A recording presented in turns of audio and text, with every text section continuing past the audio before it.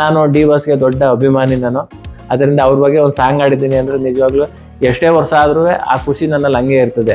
ದುಡ್ಡಿಗೆ ಜಾಸ್ತಿ ಪ್ರಾಮುಖ್ಯತೆ ಕೊಡಕ್ಕೆ ಹೋಗ್ಬಾರ್ದು, ಯಾಕಂದರೆ ವಿಶ್ವಾಸ ಇಂಪಾರ್ಟೆಂಟು.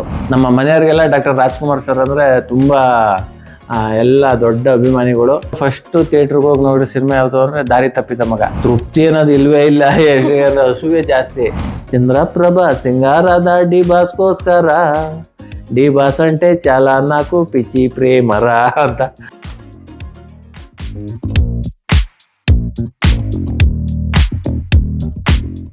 ಇಂಡಿಯನ್ ಟಿವಿ ಪ್ರೇಕ್ಷಕರಿಗೆ ನಮಸ್ಕಾರ. ನಾನು ನಿಮ್ಮ ಚಂದ್ರಪ್ರಭಾ.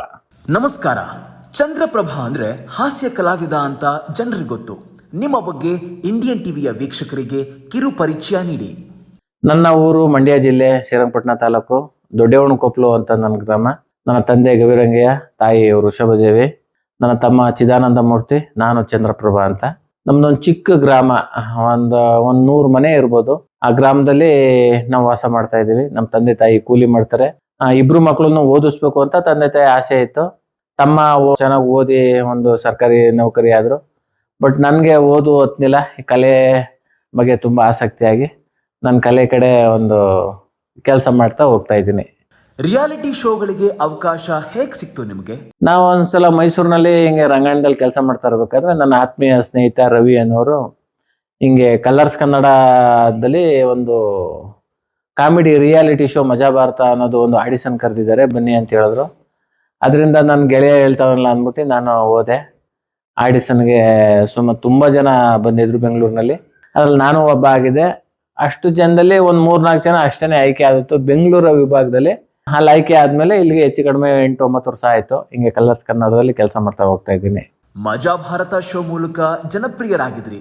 ನಿಮಗೆ ರಂಗಭೂಮಿ, ಹಳ್ಳಿಗಳಲ್ಲಿ ಮಾಡಿದ ನಾಟಕಗಳು ಸಹಕಾರಿ ಆಯ್ತಾ? ಏನಿಲ್ಲ, ನಮ್ಮ ತಂದೆ ತಾಯಿ ಅವರೆಲ್ಲ ಈಗ ನಮ್ಮ ತಂದೆ ಪೌರಾಣಿಕ ನಾಟಕಕ್ಕೆ ಮೇಕಪ್ ಮಾಡ್ತಾ ಇದ್ರು. ನಮ್ಮ ಇನ್ನೊಬ್ರು ಚಿಕ್ಕಪ್ಪ ಹಾರ್ಮೋನಿಯಂ ಬಾರಿಸ್ತಾರೆ, ಇನ್ನೊಬ್ಬ ಚಿಕ್ಕಪ್ಪ ತಬಲಾ ನುಡಿಸ್ತಾರೆ. ಹಿಂಗೆಲ್ಲ ಪೌರಾಣಿಕದ ಒಂದು ಸ್ವಲ್ಪ ಟಚ್ ಇತ್ತು. ಅದರಿಂದ ನನಗೂ ನಮ್ಮ ತಂದೆ ತಾಯಿ ದೊಡ್ಡಪ್ಪ ಚಿಕ್ಕಪ್ಪ ಇವರಿಂದ ಹಾರ್ಮೋನಿಯಂ ನುಡ್ಸೋದು, ತಬಲಾ ನುಡ್ಸೋದು ಇದು ನನಗೂ ಸ್ವಲ್ಪ ಬರುತ್ತೆ. ಇದರಿಂದ ಕಲೆ ಅನ್ನೋದು ಅಲ್ಲಿಂದ ನನಗೆ ಒಂದು ಸ್ವಲ್ಪ ಬಂತು.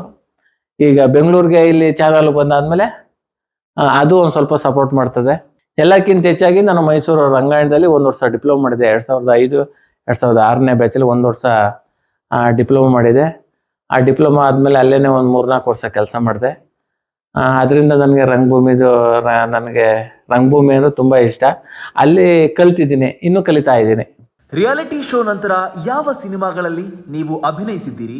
ಒಂದು 70-80 ಸಿನಿಮಾ ಮಾಡಿದ್ದೀನಿ ಇಲ್ಲಿ ತನಕ. ಕೆಲವು ರಿಲೀಸ್ ಆಗಿದೆ, ಕೆಲವು ಇನ್ನೂ ಶೂಟಿಂಗ್ ಆಗ್ತೈತೆ, ಕೆಲವು ರಿಲೀಸ್ ಆಗಕ್ಕೆ ಕೆಲವೊಂದು ಹತ್ರದಲ್ಲಿದೆ. ಹಂಗೆ ಇನ್ನೂ ಹಲವಾರು ಸಿನಿಮಾಗಳೆಲ್ಲ ಅವಕಾಶಗಳು ಬರ್ತೈತೆ, ಮಾಡ್ತಾ ಇದ್ದೀನಿ. 80ಕ್ಕೂ ಹೆಚ್ಚು ಸಿನಿಮಾಗಳಲ್ಲಿ ಆಕ್ಟ್ ಮಾಡಿದ್ದೀರಿ ಅಂತ ಹೇಳಿದ್ರಿ. ನಿಮಗೆ ಆಕ್ಟಿಂಗ್ ನಲ್ಲಿ ಅಥವಾ ಸಂಭಾವನೆಯಲ್ಲಿ ತೃಪ್ತಿ ಇದೆಯಾ? ಹಂಗೇನು ಇಲ್ಲ, ಕೆಲವೊಂದ್ರಲ್ಲಿ ಕಡಿಮೆ ಇರ್ತದೆ, ಕೆಲವೊಂದು ಜಾಸ್ತಿ ಕೊಡ್ತಾರೆ. ಅದೊಂಥರ ಖುಷಿನೇ. ಯಾಕೆಂದ್ರೆ ಎಲ್ಲ ತಾವು ಬಿರಿಯಾನಿನೇ ಬೇಕು ಅಂದ್ರೆ ಆಗಲ್ಲ. ಕೆಲವೊಂಥವು ಒಂದು ಟೀ ಕಾಫಿ ಸಿಗ್ಬೋದು, ಕೆಲವೊಂಥವು ಇಡ್ಲಿ ಸಿಗ್ಬೋದು, ಕೆಲವೊಂಥ ಚಿತ್ರಾನ್ನ ಸಿಗ್ಬೋದು, ಕೆಲವು ಕಡೆ ಬಿರಿಯಾನಿ ಸಿಗ್ಬೋದು. ಏನು ಸಿಕ್ಕಿದ್ರು ಅದರಲ್ಲೇ ತೃಪ್ತಿ ಸಿಗಬೇಕು. ಪಾಲು ಬಂದು ಪಂಚಾಮೃತ ಅಂತಾರೆ. ಏನು ಸಿಕ್ಕರು ಖುಷಿಯಾಗಿ ಕೆಲಸ ಮಾಡ್ತಾ ಹೋಗ್ಬೇಕು ಅಷ್ಟೇ. ಈಗ ಪ್ರೆಸೆಂಟ್ ಯಾವ ಸಿನಿಮಾದಲ್ಲಿ ನೀವು ಆಕ್ಟ್ ಮಾಡ್ತಾ ಇದ್ದೀರಾ? ಈಗ ಪ್ರೆಸೆಂಟು ಸುಮಾರು ಹಲವಾರು ಸಿನಿಮಾಗಳು ಆಗ್ತಾ ಇದ್ದಾವೆ. ರವಿಶಂಕರ್ ಸರ್ ಒಂದು ಸಿನಿಮಾ ಮಾಡ್ತಾ ಇದ್ದಾರೆ, ಅವರೇ ಡೈರೆಕ್ಷನ್ ಮಾಡ್ತಾ ಇದ್ದಾರೆ. ಅದರಲ್ಲಿ ಒಂದು ಆಕ್ಟ್ ಮಾಡ್ತಾ ಇದ್ದೀನಿ.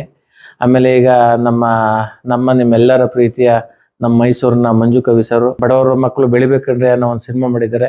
ಅದರ ಒಂದು ಒಳ್ಳೆ ಪಾತ್ರ ಕೊಟ್ಟಿದ್ದಾರೆ.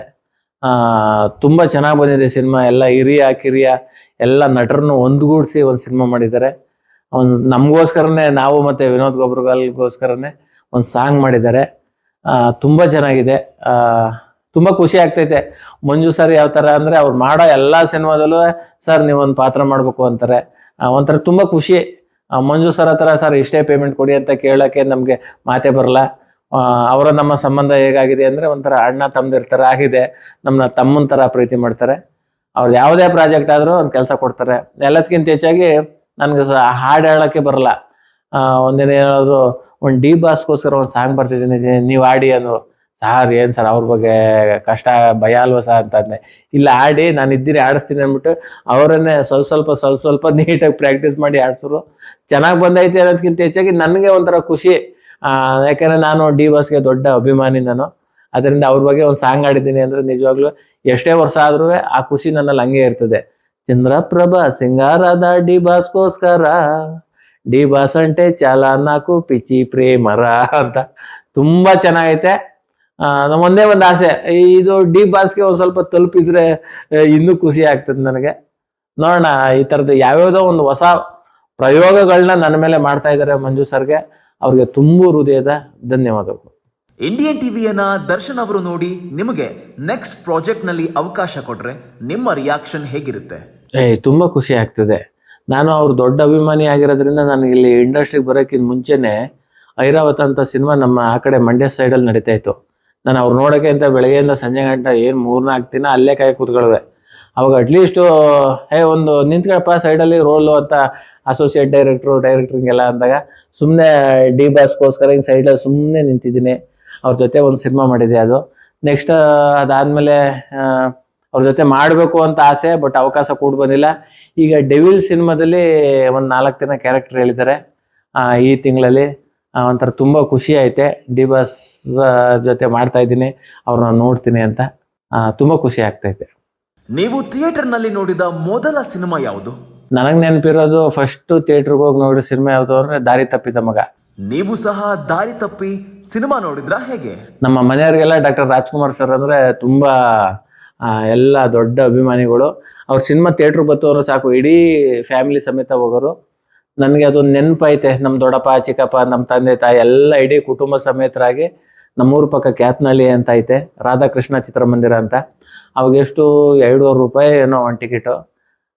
ಫಸ್ಟ್ ನೋಡಿದ ಸಿನಿಮಾ ಯಾವುದು ಅಂದರೆ ದಾರಿ ತಪ್ಪಿದ ಮಗನೇ.